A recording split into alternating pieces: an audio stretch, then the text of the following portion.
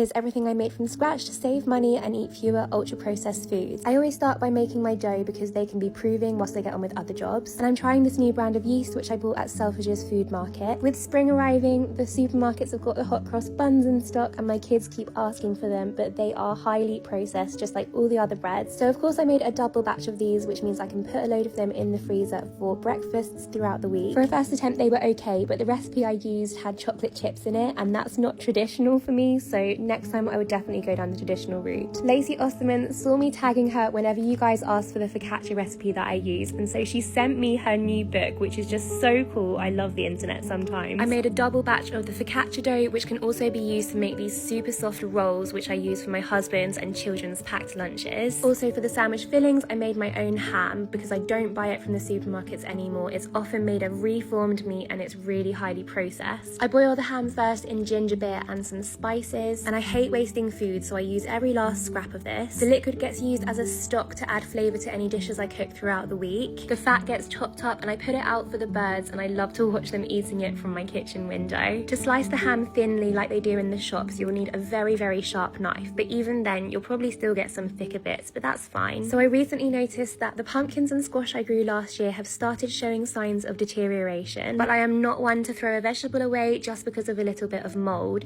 It's so easy to just cut these off or peel away the bad skin. Considering I harvested these in September, they have lasted amazingly well. I saved half of it in the fridge to cook later in the week, and the rest I coated with garlic and corn flour, chucked in the air fryer to make it nice and crispy. I had to empty out my kitchen compost bin, so I took a break to go outside and do this, and I also cut some fresh rocket from the garden. The fresher the vegetables you eat, the better it is for you. On my way back, I spotted this dead bat on the floor, and I've never seen one this up close before. It was so beautiful, and I saved it to show my children later. I used the rocket with some beetroot and the squash to make this amazing salad for my lunch. Then I got on with the next job, which was making some pastry for quiches. My client has ducks and chickens, and she always gives me some eggs to take home. I used the duck eggs in the quiches as well as the ham I made earlier, and I made one with broccoli and one without because my kids won't eat anything green. Lastly, I had some stale bread which I whizzed up into breadcrumbs, and I had some chicken breast in the fridge which really needed to be used up. I did fry this, which I slightly regretted, although it tasted amazing, but I would like to make it slightly healthier by baking it in the oven. I used it in a Caesar salad as well as sandwiches for my husband to take to work, but I'd really like to figure out how I can batch cook them and then freeze them, because chicken nuggets are my kids' favourite food, and if I could do that, then that would just make my whole year. Thanks so much for watching, bye!